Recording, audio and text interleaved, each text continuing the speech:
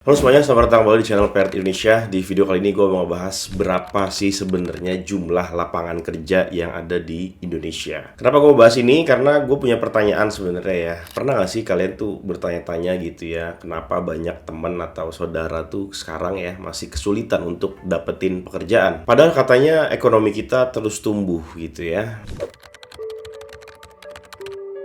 Sebenarnya bisa dibilang kondisi lapangan kerja di Indonesia menunjukkan angka yang signifikan ya, tetapi ada beberapa tantangan yang perlu diperhatikan berdasarkan beberapa data terbaru yang akan gue share ini. Terkait data ketenagakerjaan terbaru ya atau terkini ya, ada Angkatan Kerja dan Pekerjaan di mana menurut Badan Pusat Statistik pada Februari 2024, jumlah angkatan kerja di Indonesia mencapai 149 juta dan dari jumlah tersebut sekitar 142 juta orang tercatat sebagai pekerja. Namun ada 7 juta orang yang masih nganggur, yang setara kurang lebih 4,8 sampai 5% dari total angkatan kerja tadi ya.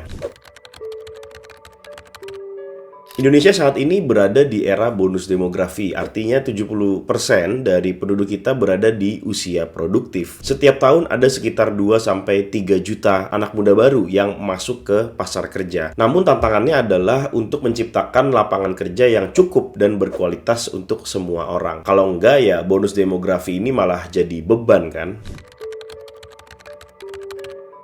Nah, ngomongin soal sektor informal, sekitar 60% dari total pekerja di Indonesia itu bekerja di sektor informal. Bekerja di sektor informal biasanya tanpa kontrak tetap, tanpa jaminan sosial, dan seringkali pendapatannya itu tidak stabil ya. Jadi meskipun banyak yang bekerja, tapi kualitasnya masih jauh dari kata ideal ya. Jadi bisa dibilang sektor informal ini kalau angkanya 60% kan berarti mendominasi ya. Yang menurut gua ini harus segera ditangani. Dan satu-satunya pihak yang bisa kita andalkan untuk bisa menanggulangi ini ya tentu saja pemerintah, karena mereka kan punya kewenangan ya untuk membuat kebijakan-kebijakan terkait sektor informal ini. Jadi mau diapain nih sektor informal ini gitu kan?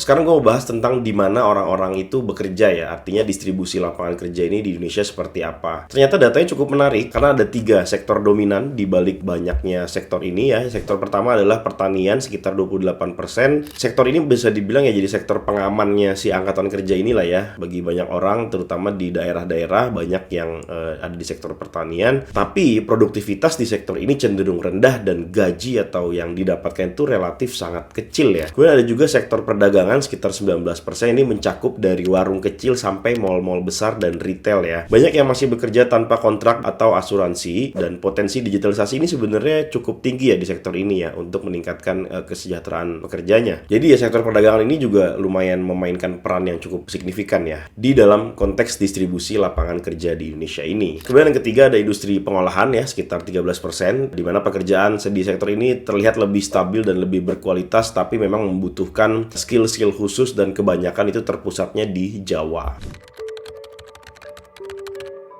Sekarang kita ngomongin soal kualitas pekerjaan ya, karena salah satu tantangan terbesar adalah kualitas pekerjaan yang tersedia. Karena data menunjukkan bahwa terdapat sekitar 12,11 juta pekerja setengah pengangguran, yaitu mereka yang bekerja kurang dari 35 jam per minggu. Meskipun ada lebih dari 149 juta lapangan kerja, tantangan utama terletak pada kualitas dan keberlanjutan dari pekerjaan-pekerjaan tersebut ya. Banyak pekerjaan yang tidak memenuhi standar jam kerja penuh atau berada di sektor informal. Ini menunjukkan bahwa meskipun angka lapangan kerja terlihat tinggi, banyak dari pekerjaan tersebut tidak memberikan keamanan finansial dan juga jaminan sosial bagi pekerjanya. Sekarang coba gue bahas terkait kebutuhan penciptaan lapangan kerja ya. Pemerintah Indonesia memperkirakan perlu menciptakan sekitar 3,6 juta lapangan kerja baru setiap tahun ya untuk mengakomodir pertumbuhan angkatan kerja baru yang 2-3 juta per tahun itu. Dengan adanya lonjakan jumlah lulusan dari sekolah menengah atas dan perguruan tinggi setiap tahunnya, penciptaan lapangan kerja yang berkualitas menjadi semakin mendesak ya. Nah itu tadi kalau soal pemerintah lah. Tapi kalau menurut gue tuh gini, kalau ngomongin soal lapangan pekerjaan ini nggak bisa dilepaskan dari dari konteks pemerintah dan negara ya. Karena ini kan skalanya kan nasional, skala satu negara gitu ya. Jadi ini peran negara dengan berbagai kewenangannya bisa membuat kebijakan-kebijakan yang pastinya pro terhadap masyarakatnya, terutama yang angkatan kerja ini. Karena angkatan kerja kita ini banyak banget ya, jutaan orang. Jadi ini negara ini harus ambil peran dan juga harus memberikan satu perubahan untuk bisa menciptakan bisnis-bisnis baru, ekosistem bisnis baru dengan cara apapun ya. Karena gue yakin pemerintah sekarang juga punya expert ya di bidang ketenaga kerjaan untuk bisa menciptakan ekonomi yang lebih sehat gitu, yang lebih baik, sehingga angkatan kerja kita nih nggak banyak yang nganggur. Dan tadi ya, kalau misalnya ada satu konteks di mana kita ini bonus demografinya besar ya, kan itu ada dua kemungkinan. Kita menjadi negara yang punya potensi SDM yang banyak karena kita ada surplus di usia produktif, tapi di satu sisi kalau ini tidak dikelola dengan baik, maka ini akan jadi beban negara. Karena kalau banyak orang yang nganggur, ekonomi itu kan nggak jalan, nggak banyak yang belanja, nggak banyak yang beli barang, nggak banyak yang beli jasa, sehingga ya terjadi penurunan transaksi secara nasional gitu. Ya ini akan berdampak kepada ekonomi negara kita itu sendiri gitu. Sekarang gue bahas terkait kenapa sih masih susah cari kerja ya. Salah satu alasan kenapa ini terus terjadi adalah ya skills mismatch ya. Emang ini selalu gue bilang ini tuh klise, cuman ya gimana, ini yang terjadi gitu. Menurut survei dari World Bank, sekitar 52% perusahaan di Indonesia itu mengaku kesulitan untuk menemukan pekerja dengan skill yang sesuai dengan kriteria yang sudah di-set ya. Kurikulum pendidikan juga seringkali belum sesuai dengan kebutuhan industri. Masalah ini tuh selalu terulang setiap tahun ya. Gue juga nggak ngerti nih pemerintah nih kayak gimana. Cuma maksud gue nggak mau menyalahkan pemerintah 100% pada dasarnya, tapi karena pemerintah ini punya power, punya authority ya, ini harusnya isu yang udah di-address dari lama. Dan kalau misalnya sampai sekarang isu ini masih terus bergulir, pasti akan kembali ke pemerintah gitu kan. Kemudian yang selanjutnya ada kesenjangan geografis, di mana sekitar 60% dari pekerjaan formal itu ada di area Jawa atau di Pulau Jawa. Daerah lainnya itu mayoritas masih pekerja informal ya. Infrastruktur dan dukungan bisnis di luar Jawa juga masih belum merata. Sebenarnya ada beberapa solusi ya yang bisa dilakukan oleh pemerintah. Karena gue sebenarnya gemes juga ngeliat data-data ini, karena gue kan melakukan riset ya untuk bikin skrip video ini. Kok bisa masih ada angka pengangguran sebesar itu? Terus negara nih programnya tuh apa gitu. Jadi gue bukan mau menyalahkan negara atau pemerintah, tapi ini tuh ada satu data yang menurut gue lumayan besar loh angkanya. Terus siapa sih yang bisa punya kewenangan untuk mengontrol dan memanage problem ini gitu ya. Karena gue yakin problem seperti ini itu nggak akan pernah selesai sampai 100%. Tapi at least itu manageable, dan satu-satunya pihak yang bisa memanage ini ya kan cuma pemerintah gitu. Oke, kita balik lagi ke solusinya. Yang pertama itu ada investasi di pendidikan yang lebih terintegrasi. Jadi dalam beberapa konteks pendidikan ini perlu terhubung dengan kebutuhan industri dan fokus pada skill-skill yang praktikal gitu ya, dan menyediakan program-program magang yang berkualitas. Gue ambil contoh, sekarang kan Indonesia punya level sekolah yang dinamakan SMK ya, jadi sekolah menengah kejuruan, dimana harapannya setelah mereka lulus mereka bisa langsung kerja. Jadi join the wave gitu ya, join angkatan kerja. Yang mana SMK-SMK sekarang ini harus benar-benar dipastikan lagi integrasinya dengan lapangan pekerjaan atau dengan industri yang available yang bisa merekrut lulusan SMK. Selama ini mungkin sudah ada program-program yang mendukung integrasi antar kedua benda ini gitu ya, tapi menurut gue masih belum maksimal. Dan kalau ngomongin soal lulusan perguruan tinggi, ini juga jadi problem. Kenapa? Karena banyak banget lulusan universitas ya atau lulusan perguruan tinggi yang kerjanya itu jauh atau tidak sesuai dengan bidang yang dia pilih pada saat dia kuliah. Misalnya jurusan kuliahnya dia pertanian, tapi kerjanya di bank. Nah, kayak gini-gini loh. Ini menurut gue jadi satu fenomena yang dari dulu selalu bertahan, yang nggak pernah selesai. Gue sih nggak berharap 100%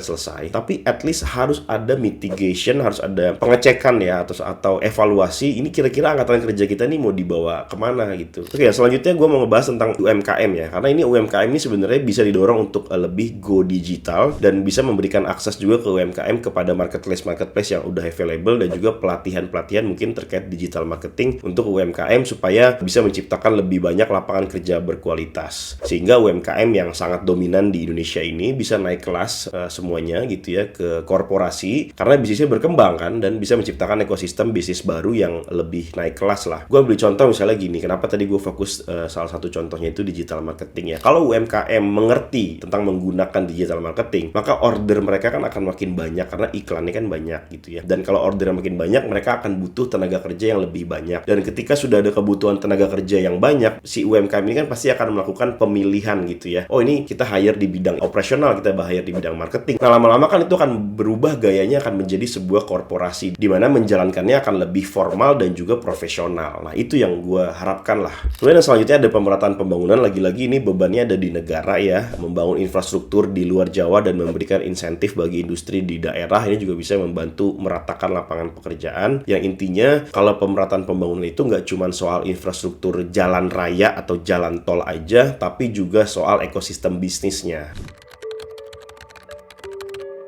Oke, sekarang kita ngomongin apakah ada harapan untuk masa depan. Sebenarnya jelas ada ya. Meskipun tantangannya ini besar ya, Indonesia juga punya banyak sebenarnya peluang untuk bisa dimanfaatkan. Ekonomi digital kan saat ini juga tumbuh lumayan pesat ya, dan investasi asing juga mulai masuk ke daerah-daerah, dan startup lokal juga semakin banyak, meskipun banyak juga yang tumbang dan banyak juga yang melakukan PHK.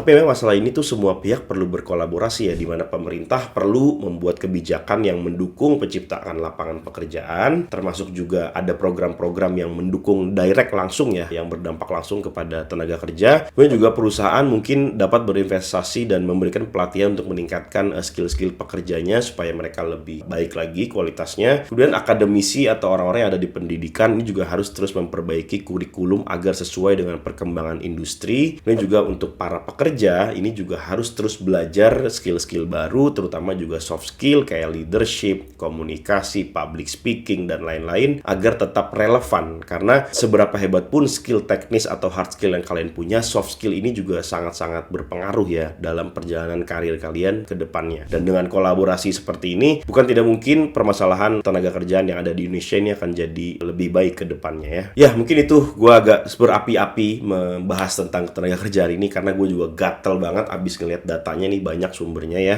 Intinya menurut gue, kita sebagai kandidat coba terus perbarui aja skill-skill yang kita punya. Dan buat kalian yang saat ini mungkin sedang nganggur ya dan pengen cari kerjaan, kalian coba aja cek link yang ada di kolom deskripsi di bawah, karena Paired Recruiting Indonesia menyediakan berbagai lowongan kerja secara remote di overseas company. Company-nya ada di US dan ada di UK. Di-apply sebanyak-banyaknya, disesuaikan dengan skill, pengalaman, dan juga expertise kalian. Dan gue doakan semoga kalian berhasil. Dan buat kalian mungkin yang saat ini lagi kepo-kepo kerja remote itu seperti apa, karena ini juga hype-nya lagi tinggi, kalian coba aja silakan dicek di websitenya Paired, dan juga cek juga video-video yang ada di channel ini. Semoga kalian bisa tercerahkan lah dengan berbagai konten yang udah gue buat di channel ini. Ya, mungkin itu dulu untuk video kali ini. Jangan lupa di like video ini apabila kalian menyukainya. Jangan lupa juga di subscribe channel ini buat kalian yang pengen nonton video-video kayak gini lagi selanjutnya. Jangan lupa juga diaktifkan bell notification-nya supaya kalian gak ketinggalan saat ada video baru di upload. Tuliskan pendapat kalian di kolom komentar di bawah gimana tentang ketenaga kerjaan ini ya. Gue juga gemes banget. Jadi silakan komen di bawah yang banyak ya. Kita diskusi bareng-bareng. Ya, begitu aja. Terima kasih sudah menonton video ini. Gue Billy Dolmen, dan sampai bertemu lagi di video selanjutnya.